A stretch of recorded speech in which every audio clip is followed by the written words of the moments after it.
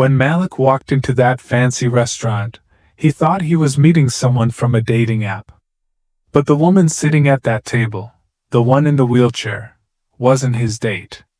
She was the billionaire's daughter, and that mistake changed both their lives forever. Malik had never been inside a place like that before.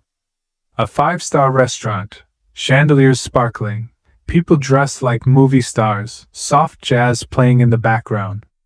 He wore his cleanest shirt, the one he ironed 3 times just to hide the old stains.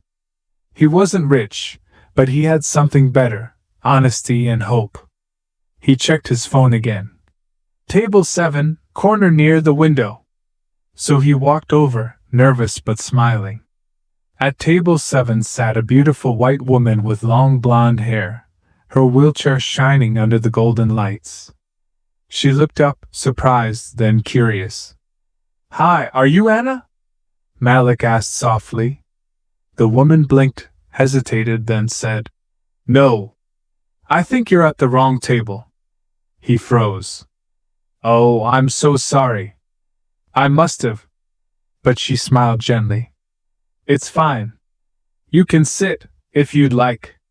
Something in her voice stopped him from leaving. It wasn't pity or pride, just kindness. He sat down slowly, feeling awkward as other people stared. The waiter came by, eyeing Malik's worn boots. "Sir, are you sure you're at the right table?" he asked. Before Malik could answer, the blonde woman spoke up. "Yes, he is. He's my guest." The waiter apologized and left. Malik looked at her, surprised, grateful. "I'm sorry again, miss. I was supposed to meet someone else. I didn't mean to bother you." She laughed softly. Maybe this mistake was meant to happen. Her name was Clara Whitmore, daughter of a billionaire who owned half the city's auto companies. But tonight she wasn't acting like a billionaire's daughter, just a woman tired of pity, tired of being seen only for her wheelchair. And Malik, the poor mechanic, didn't treat her any differently. He talked about cars, his small garage, how he used to fix engines since he was 12. She listened, her eyes brightening for the first time in months. Minutes turned into hours. They laughed about silly things, about how dating apps never worked, about how people judged too quickly. When Malik talked about his late father teaching him to listen to an engine's heartbeat, Clara smiled. "My dad says the same thing, only about people." There was silence, the good kind. The kind that feels like peace. She asked, "Do you really love what you do?" He nodded. "Yeah. It's not much, but it's honest. When a car runs again, I feel like I've brought something back to life." Her eyes softened.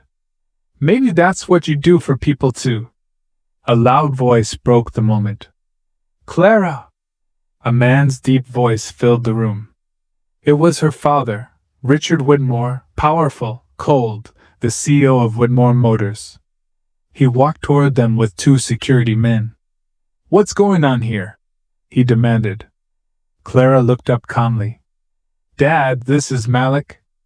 We met by mistake."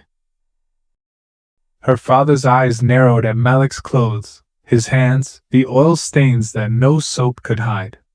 You work at Whitmore Auto Repairs, don't you?" Malik nodded, standing respectfully. "Yes, sir. Mechanic." Richard's tone hardened. "You think you can sit here with my daughter like this?" Clara cut him off, her voice steady. "Yes, Dad. Because he's the first person who didn't treat me like I was broken." The restaurant went silent. Malik thought he'd never see her again. He went back to his garage, fixing cars, earning just enough to survive. But one morning, a black SUV stopped in front of his workshop. Clara was inside, smiling.